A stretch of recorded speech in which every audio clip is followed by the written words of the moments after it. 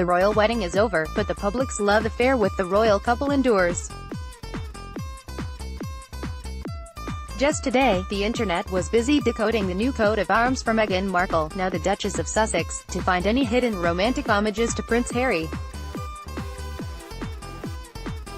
Markle, the once-divorced 36-year-old biracial television star, seemed modern-day Cinderella when she married Prince Harry of Wales, whom she met on a blind date and scolded for being 40 minutes late.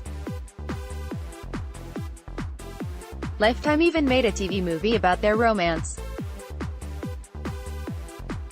Their unconventional courtship, carried out in the public eye with an intense scrutiny on everything that made Markle a unique addition to Buckingham Palace, renewed the romantic notion that perseverance, a bit of luck, and belief in true love can lead to a fairy tale ending.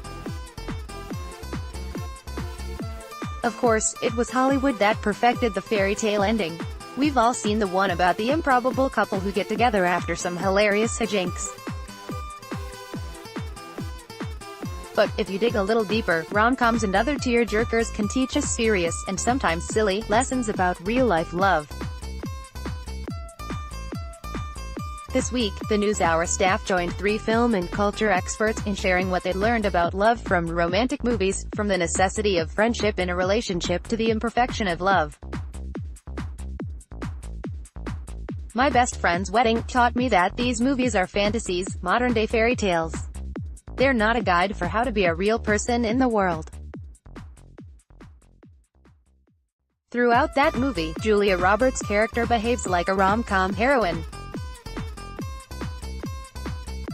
She lies, she sneaks around, she hurts the people around her, all in the name of love. It doesn't work. She doesn't get the guy. In fact, she nearly loses him for good, and she's held to account for all her unkind, unethical behavior, just as you hope she would be in real life. Notting Hill came out when I was 11 or 12, and it was the first time I can remember watching a movie couple making each other laugh and thinking, that seems like a pretty important part of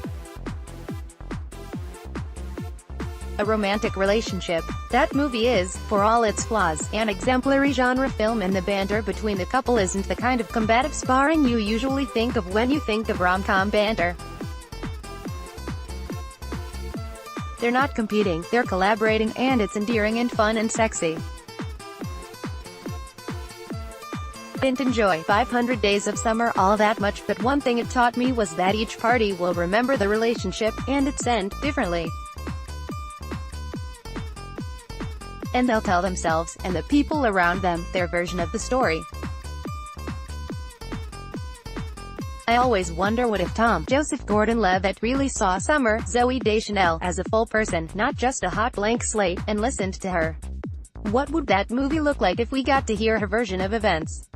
Chloe Engvall, Huffington Post deputy opinion editor, from the slow-burn love affair that develops between Harry, Billy Crystal, and Sally, Meg Ryan, as well as the vignettes of all those lovely old couples. When Harry met Sally, taught me that couples can't be happy, no matter how much sex they're having, unless they have a healthy friendship. Harry got it backwards when he said in the beginning of the film that men and women can't be friends because the sex part always gets in the way. What I learned about love from Moonstruck is summarized pretty well by what Nicolas Cage's Johnny says to Cher's Loretta: love don't make things nice. It ruins everything. It breaks your heart. It makes things a mess. We're not here to make things perfect. Snowflakes are perfect. The stars are perfect, not us. We are here to ruin ourselves and break our hearts and love the wrong people and die. Jen Chaney, pop culture writer and film, TV and book critic, the 5-year engagement has taught me a lot about getting married, especially as I plan my own wedding. Lesson 1, my fiancé and I will probably break up at some point during the wedding planning process. We'll both be sad and I'll probably grow a huge beard and take up crossbow hunting. 2. After a pep talk by Elmo, we'll eventually get back together. And lesson 3, it's really easy to overthink things. Sometimes it's worth just going for it.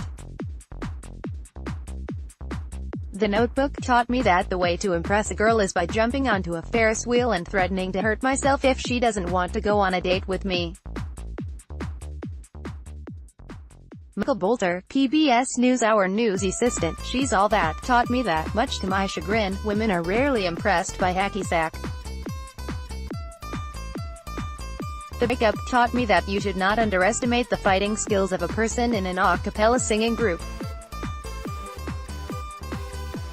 Shea Serrano, the Ringer staff writer, he's just not that into you, taught me to stop overanalyzing relationships and never accept the quote, blinded by love. When a person shows you who they are, believe it. Because I said so, taught me that love is not always what is expected. It is not always who you want, who your parents want for you, or who you've envisioned yourself with.